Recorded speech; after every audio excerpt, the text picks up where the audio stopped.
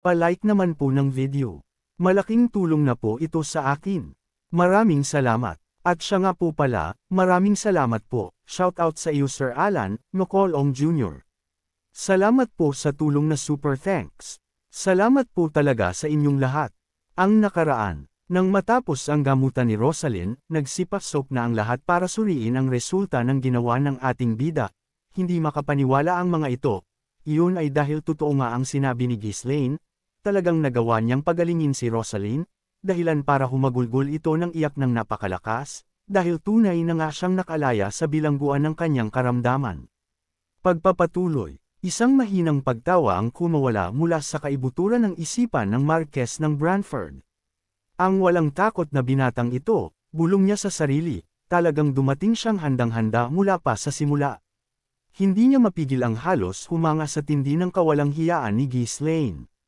Sa ilalim ng normal na pagkakataon, kung sino man ang maglakas loob na magpahiwatig ng ganitong intensyon, agad sana siyang sasalubungin ng nag-aalab na galit. Ngunit iba ang sitwasyon ngayon. Ibang-iba, talk, talk, talk. Ang marahan at ritmikong pagtambol ng mga daliri ng Marquess sa braso ng kanyang trono ay ang tanging tunog na bumabasag sa nakabibinging katahimikan ng bulwagan. Bawat isang kaluluwang naroroon ay nagpipigil ng hininga. Ang kanilang mga mata ay nakatuon sa makapangyarihang pinuno, naghihintay sa kanyang magiging tugon. Kailanman ay hindi pa inalok ng Marquess ng Branford ang kanyang sarili bilang patron ng kahit na sino. Isa itong mapanganib na sugal. Isang maling hakbang na maaaring magpabagsak sa isang iglap lamang sa karangalan at kapangyarihang pinaghirapan niyang itayo sa loob ng maraming taon. Habang pinagmamasdan ng malalim na pag-iisip ng Marquess, hindi napigilan ni Ghislaine na mapang-isi sa kanyang isipan. Hindi ba't nangako siyang ibibigay ang anumang hilingin ko? Ano't tila nag-aalinlangan siya ngayon? Sa isang bahagyang ngisi sa kanyang mga labi, bumulong si Ghislaine na siya lang ang nakakarinig, habang ang Marquess ng Branford ay nakatingin sa kanya mula sa itaas na may malamig at hindi mababakas na ekspresyon. Napakalaki ng kanyang ambisyon. Tiyak na magdadala ng maraming sakit ng ulo ang pagiging patron niya. Sabi nito sa sarili habang nakatingin ito sa ating bida. Ipinikit ng Marquess ang kanyang mga mata, lalong nag-iisip ng napakalalim ito, tinitimbang ang mga bagay-bagay lalo na ang hiling ng ating bida. Subalit, sa lahat ng mga batang maharlika na nakita ko sa mga nakalipas na panahon, siya ang pinakabukod tangi. Nakarating na sa kanya ang mga ulat tungkol sa mga naging kontribusyon ni Ghislaine pagkatapos ng digmaan, ngunit inakala niyang isa lamang itong pinalaking kwento upang pagtakpan ang kanyang magulong nakaraan. Ngunit ngayong nasasaksihan niya mismo ang kakaibang katapangan ni Ghislaine, naramdaman ng Marquess na kulang pa ang mga ulat na iyon para ilarawan ang tunay niyang pagkatao. May mga aspeto siyang nakakabahala, ngunit marahil ay hindi masamang ideya na suportahan siya. Dahil sa tagumpay ng kanyang negosyo sa kosmetiko, malinaw na sa loob ng ilang taon, si Ghislaine ay lalago bilang isang malakas na kapangyarihan na hindi maaaring baliwalain ng sinuman. Higit pa rito, ang ama ni Ghislaine, ang Margrave ng Ferdium, ay nasakop na ang teritoryo ng Diggle.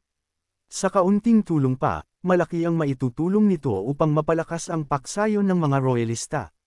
Matapos ang ilang sandali ng masusing pagtitimbang-timbang, dahan-daang tumango ang Marquess ng Branford. Sige, payag ako, miksing tugon nito na nakikita-kita niya ang benepisyo kung sakaling maging tagapag-alaga siya ng ating bida. Ang kanyang hindi inaasahang sagot ay naghatid ng matinding pagkabigla sa lahat ng nasa bulwagan. Tila tumigil ang pag-ikot ng mundo. Sa kabila ng mga binitiwang pangako, sino ang mag-aakala na papayag talaga siya sa isang napakalaking hiling? Hindi alintana ang kanilang pagkabigla. Umayos ng upo ang Marquess ng Branford at buong tikas na nagsalita, ang kanyang boses ay umalangaw sa bawat sulok ng silid. Ipinahahayag ko, sa harap ninyong lahat bilang mga saksi. Ako, ang Marquess ng Branford, ay tatayo bilang patron ni Baron Ghislaine Fenris, at susuportahan ko siya. Ang mga kaaway ng Baron ay magiging kaaway ko rin, at sinumang makikipag-ugnayan sa kanya ay dapat tandaan na ako ang nasa likod niya.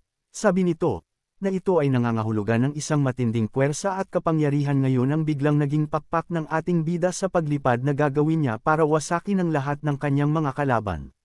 Sa isang matalas na tingin, nagbigay ng huling tanong ang Marquess. Kailangan mo ring isaalang-alang ang aking karangalan sa lahat ng iyong mga gagawin. Sumasang-ayon ka ba? Opo, Marquez. Palagi akong kikilos sa paraang hindi madudungisan ang inyong karangalan. Habang nakayuko, isang makahulugang ngiti ang sumilay sa mga labi ni Ghislaine. Nagawa ko rin. Masayang sambit nito sa kanyang sarili. Ngayong nakuha na niya ang suporta ng Marquez ng Brantford, oras na para asikasuhin ang mga mahahalagang bagay na matagal na niyang ipinagpaliban. Imposibleng pumayag ang isang tulad niya dahil lang sa isang pangako. Tiyak na may nakita siyang pakinabang sa pakikipag-alyansa sa akin, sabi ni Ghislaine sa sarili. Ang Marquez ng Brantford ay isang veteranong politiko na dumaan na sa lahat ng uri ng pagsubok. Kung talagang ayaw niyang tanggapin si Ghislaine, kaya niyang gumawa ng 1,000 dahilan para tumanggi. Ngunit pinili niyang suportahan ito, na nangangahulugang mayroon siyang mas malalim na plano. Marahil ay balak niya akong gamitin bilang pangunahing figure para sa paksayon ng mga royalista. May posibilidad na nais niyang direktang itapat si Ghislaine laban sa paksayon ng duke. Subalit, sa simula pa lang ay hisak na ng gulo ang kanilang relasyon. Kahit na balak siyang gamitin ng Marquez, walang dahilan para iwasan ito ni Ghislaine. Sa katunayan, binigyan pa siya nito ng perpektong dahilan para hayagang humingi ng tulong sa Marquez sa hinaharap. Kung hayagang susuportahan ng Marquez ng Brantford si Ghislaine, magiging napakahirap para sa Duke ng Delphine na pakialaman ang teritoryo ng Fair iyon ay dahil isang makapangyarihang angkan ngayon ang may hawak na sa teritoryo ni Ghislaine at ng Per Diem. Binigyan ako nito ng karagdagang panahon. Siguradong maguguluhan ang mga hanggal na iyon, sambit nito sa sarili na may nakakalokong ngiti sa kanyang mukha, dahil yari na sa kanyang mga kamay ang angkan ng Desmond at ng Rayfold. Alam niyang hindi niya ito kayang panindigan magpakailanman. Sa kanyang nakaraang buhay, ang paksayon ng royalista ay tuluyan ding nilamon ng dukado ng Delphine. Ngunit sa ngayon, ang Marquez ng Brantford ay magiging isang matibay na panangga. Lumingon ang Marquez sa paligid at nagutos. Ipabatid sa lahat ng aking mga tauhan na mula ngayon, sa tuwing makikipag-ugnayan kayo kay Baron Ghislaine Fenris, dapat ninyong tandaan na ako ang nasa likod niya. Mayor Domo, ipaalam sa Maharlikang pamilya at sa iba pang mga kabahayan ng Maharlika ang tungkol dito. Masusunod po, Marquez, magalang na tugon ng Mayor Domo habang nakayuko. Casual na sinulyapan ni Ghislaine ang mga tauhan ng Marquez na nasa malapit. Ang kanilang mga mukha ay nagpapakita ng iba't ibang negatibong emosyon, pagkabigla, hindi paniniwala, at pagkadismaya. Habang maingat niyang pinag-aaralan ang kanilang mga ekspresyon, isang mapanuksong ngiti ang gumuhit sa mukha ni Ghislaine. Inaasahan ko ang inyong suporta. Ngunit, sa pagtingin ko sa inyong mga mukha, tila hindi kayo masaya para sa akin. Bago pa man niya matapos ang kanyang sinasabi, sabay-sabay na yumuko ang mga tauhan. Aba, ayaw niyo na ba akong tignan man lang sa mata? Mapaglarong tanong ni Ghislaine. Ang mga tauhan, na ngayon ay namumutla, ay mabilis na nagangat ng kanilang mga ulo. Ayun naman pala, akala ko ay may galit kayong lahat sa akin. Haha, hindi po, syempre wala po. Nagpilit ng mga alang-ineng ngiti ang mga tauhan, itinatago ang kanilang tunay na saloobin.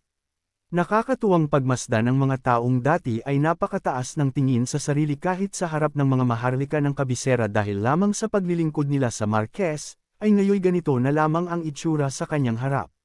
Nasiyahan si Ghislaine, ngumiti siya at mayabang na tumango. Nakita ito ng Marquez ng Brantford at hindi napigil ang matawa ng hindi makapaniwala.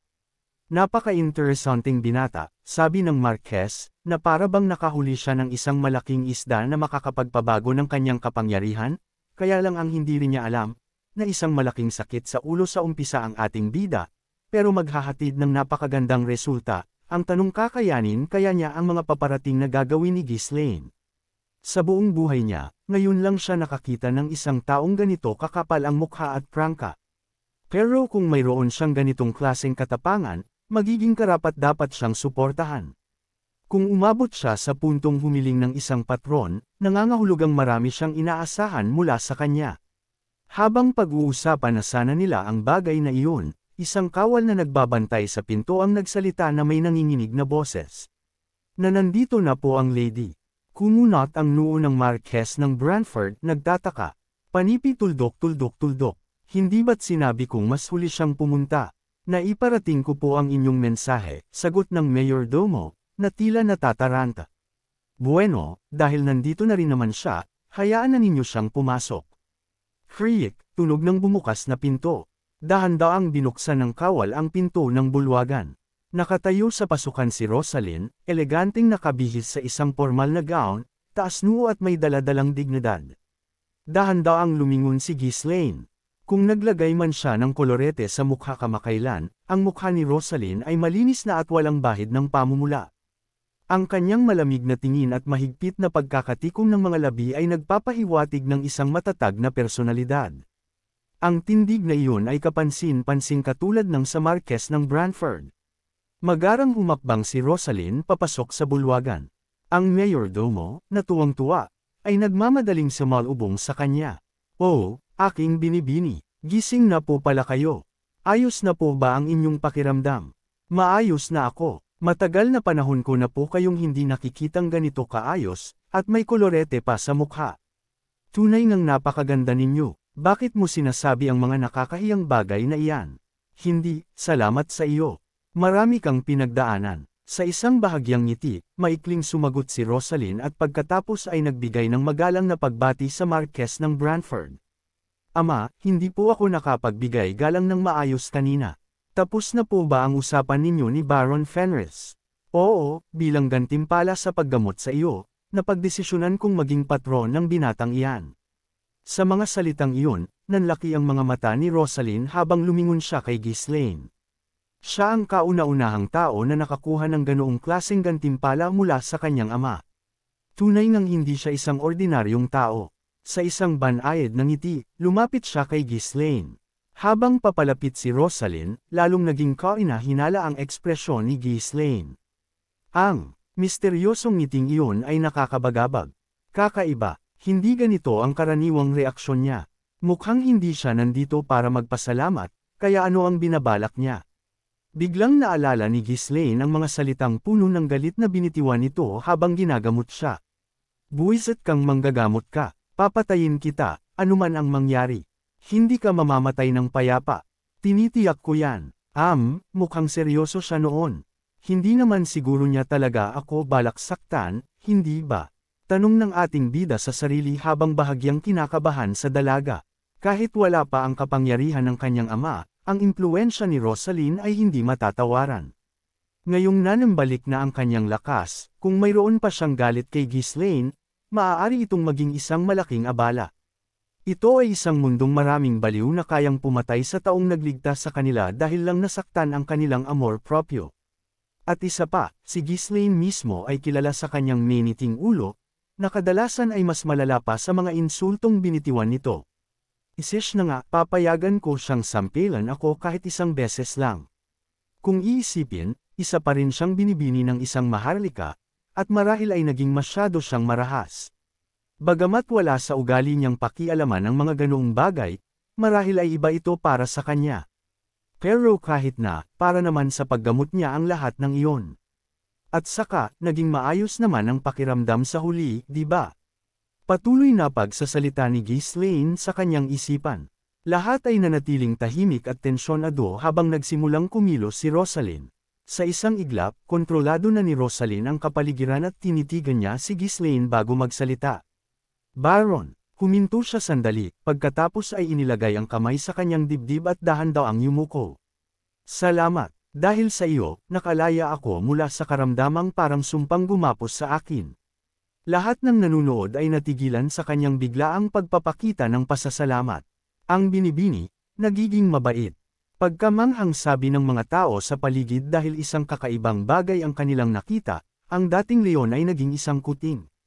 Medyo napaatras din si Ghislaine, na may bahagyang hindi komportableng ekspresyon. Bakit siya umaarteng taliwas sa kanyang ugali? Nagangat ng ulo si Rosalyn at lumingon sa paligid, ang kanyang mukha ay tila dalisay at inosente. "Aba, bakit ganyan kayo makatingin sa akin? May problema ba? Siguro matagal nyo na akong hindi nakikita." "Nako, nakakahiya naman," sabi nito na para bang isang meyenhing dalaga na hindi makabasag pinggan ang nagsasalita ngayon. Sa isang napakakapal na pag-uugali na para bang wala siyang alam, ang mga tao ay napakurap na lamang sa pagkalito. Hindi na napigilan, maingat na nagtanong si Ghislaine, sinusubukan ang sitwasyon. Sigurado ka bang ayos ka lang? Patawad, ano po ang ibig mong sabihin? Kahapon lang, sinabi mong hindi mo ako palalampasan, at papatayin mo ako, sabi ng ating bida. Kailan ko sinabi iyon? Hindi ako nagsasabi ng ganoong masasakit na salita, pagtatanggi ni Rosaline. Sinabi mo pa nga na tiyak na papatayin mo ako at pagpipira-piresuhin. Nako, mukhang naging napakahirap para sa iyo ang panggagamot. Palagay ko ay may naririnig kang mga bagay-bagay, patuloy na pagtatanggi ni Rosaline, na ang itsura ay talagang napaka-mayanhing dalaga. Lumingon si Rosaline sa katulong na sumunod sa kanya at nagtanong, "May sinabi ba akong ganoon?" Sumagot ang katulong na may blanko at walang ekspresyong mukha, ni hindi kumukurap. Wala po, binibini, sagot ng katulong. Kita mo, dagdag pa ng dalaga, napanganga si Ghislaine sa hindi paniniwala. Sariwa pa sa isip ko ang imahe niya na sinusubukang saksakin ng punyal ang ulo ko, tapos itatanggi niya ng ganito. Ito ba, ang bago niyang paraan ng pagpapahirap sa akin? Sabi ng ating bida na talagang duda siya sa babaeng nasa harapan niya ngayon na pakiramdam niya ay may masama itong binabalak sa kanya ngayon. Nagsalita siya sa tinig na puno ng hinanakit. Hindi, tinawag mo akong manggagancho at sinabing pagpipire-piresuhin mo ako. Pagpapatuloy pa ng ating bida. Bago pa man niya matapos ang kanyang sinasabi, biglang ibinuka ni Rosaline ang kanyang pamaypay, tinatakpan ang kanyang mukha. Habang nakatago sa likod ng pamaypay ang kanyang mga labing pumipilipot sa ngisi, tanging ang kanyang mga mata ang nakikita, at nagsalita siya. Nako, hindi ko iyon sinabi, hindi ba? Bakit ka nagsasabi ng mga bagay na maaaring magdulot ng hindi pagkakaunawaan? Kahit na ikaw pa ang aking tagapagligtas, hindi mo dapat dungisan ang karangalan ng isang binibini ng ganyan, sabi ni Rosaline na ang ating bida naman ngayon ang pinapalabas niyang masama, na sa ngayon ay mukhang may makakatalo na sa ating bida pagdating sa usapan. Ang kanyang tono ay malumanay, ngunit isang nakakatakot na banta ang kumislap sa kanyang mga mata. Nang makita ang nag-aalab na mga matang iyon, napilitan si Ghislaine na ngumiti ng alanganin at sumagot. Tama, siguro nga ay mali ang aking narinig. Naiintindihan ko, gusto mong magkunwari na hindi iyon nangyari, pero may katuturan ba iyon?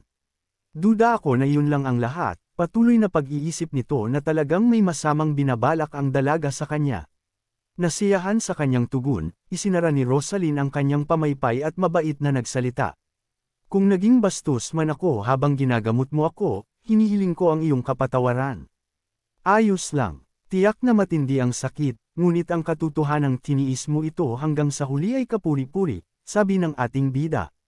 Kinailangan niyang kilalanin ang kanyang katatagan sa pagtitiis sa isang panggagamot na kahit ang pinakamatitipunong lalaki ay hindi makakayanan. Tila nasiyahan si Rosaline sa kanyang sagot, at isang bahagyang ngiti ang lumitaw sa kanyang mga labi. Babayaran ko ang utang na loob ko sa iyong paggamot. Gagamitin ko ang lahat ng aking kakayahan kung kinakailangan. Kung mayroon kang kailangan, ipaalam mo lang sa akin, alok ng dalaga. Hindi, wala, isang sagot na hindi inaasahan ng mga tauhang ng ating bida, dahil isang pagkakataon na ito para sa kanilang ikaanggat, kaya lang tinanggihan ito nang hindi malaman ang dahilan. Bakit kaya tumanggi sa isang grasya ang ating bida? Ano kayang nakikita-kita nitong balak ni Rosaline na hindi natin nakikita? Ramdam kaya niya na maghihirap ang kanyang buhay sa oras na kagatin niya ang alok ng dalaga? Abangan! Huwag po sana ninyong kalimutan ang mag-like, share, at mag-comment sa ating video. Maraming salamat!